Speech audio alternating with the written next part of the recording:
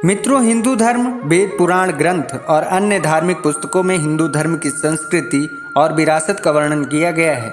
इन वेद पुराणों में जीवन जीने की पद्धति समेत धर्म अधर्म को लेकर उपदेश दिए गए हैं। रामायण ग्रंथ में मर्यादा पुरुषोत्तम भगवान श्री राम के चरित्र, अन्य कई कथाओं का वर्णन है। रामायण में कई पात्रों का चरित्र चित्रण किया गया है। इसी प्रकार रामायण में श्रृंगी ऋषि के बारे में बताया गया है। श्रृंगी ऋषि के बारे में बहुत ज़्यादा लोगों को नहीं पता है और बहुत कम लोगों को पता होगा कि श्रृंगी ऋषि राजा दशरथ के दामाद थे। तो आइए जानते हैं श्रृंगी ऋषि कौन थे और वो राजा दशरथ के दामाद कैसे बने। मित्रों, उन दिनों देवता व अप्सराएं पृथ्वी लोक में आते जाते रहते थे। बस्ती मंडल में हिमालय का जंगल दूर दूर तक फैला हुआ करता था, जहाँ ऋषियों एवं मुनियों के आश्रम हुआ करते थे। परमपिता ब्रह्मा जी के मानस पुत्र महर्षि कश्यप थे। उनके पुत्र महर्षि विभंडक थे। महर्षि विभंडक उच्च कोटि के सिद्ध संत थे। पूरे आर्यवर्त में उन्हें बड़े ही श्रद्धा भाव से पूजा जाता था। उनके तप से देवतागण भयभीत हो गए थे। इंद्र का सिंहासन डगमगाने लगा था। महर्षि विभंडक के तप से डरकर देवराज इंद्र ने महर्षि की तपस्या भंग करने के लिए अपने प्रिय अप्सरा उर्वशी को भेजा, जिसके प्रेम फांस में पड़कर महर्षि का तप खंडित हो गया। दोनों के संयोग से बालक श्रृंगी का जन्म हुआ। बालक के मस्तक पर एक सिंह था, अतः उसका नाम श्रृंगी ऋषि पड़ा। बालक को जन्म देने के बाद उर्वशी का काम पूरा हो गया था और वो स्वर्ग लोक को वापस चली गई। इस धोखे से ऋषि विभंडक इतने आहत हुए कि उन्हें नारी जाति से घृणा हो गई। वो क्रोधित रहने लगे और लोग उनके श्राप से बहुत डरने लगे। महर्षि विभंडक अपने पुत्र श्रृंगी को माँ बाप एवं गुरु तीनों का प्यार दिए। महर्षि विभंडक के आश्रम में किसी भी स्त्री जात का प्रवेश वर्जित था। महर्षि विभंडक अपने पूरे मनोयोग से बालक श्रृंगी का पालन पोषण किए।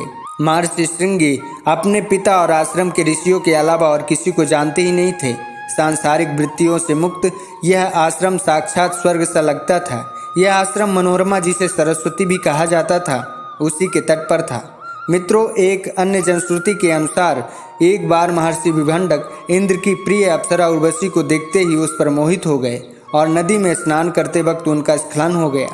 एक श्रापित देवकन्या उस समय मृगी के रूप में वहां विचरण कर रही थी। उसने जल के साथ वीर्य का पान कर लिया। इससे एक बालक का जन्म हुआ। उस बालक के सर में सींग उगे हुए थे। उस बालक को जन्म देकर वह मृगी श्राप मुक्त होकर देवलोक को चली गई। महर्षि विभंडक का आश्रम अंग देश से लगा हुआ था। देवताओं के छल से परेशान महर्षि विभंडक तप और क्रोध करने लगे थे। इधर श्रृंगी ऋषि भी तप के द्वारा अखंड ब्रह्मचारी और तेजस्वी ऋषि बन गए थे।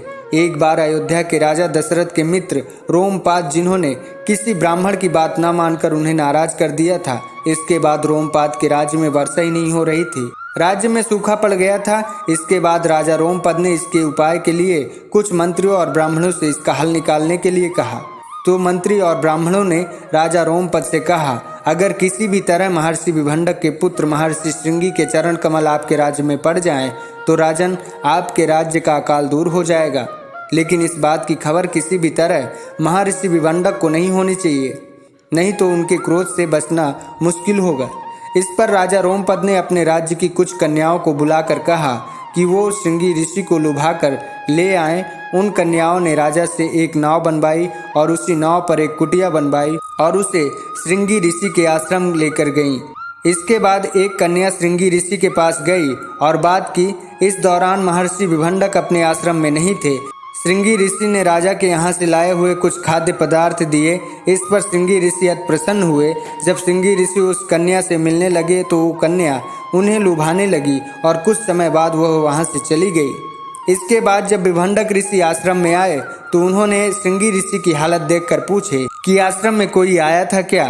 तो इस पर श्रृंगी ऋषि ने कहा कि आश्रम में एक ब्रह्मचारी आया था, जिसकी जटाएं बहुत लंबी थी, गले में सोने के आभूषण थे और वो बहुत सुंदर था, जिसकी आवाज़ बहुत सुरीली थी।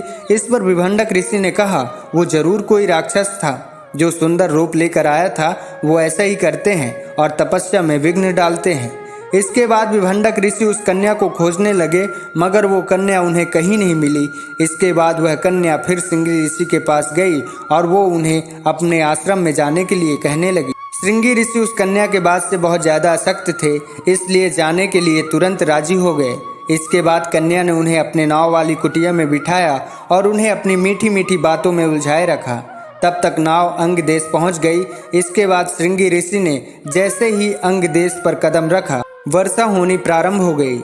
इधर जब विभंडक ऋषि आश्रम आए तो श्रृंगी ऋषि को आश्रम में ना पाकर वो अत्यंत क्रोधित हो गए और श्रृंगी ऋषि को खोजते हुए वो अंग देश जा पहुंचे।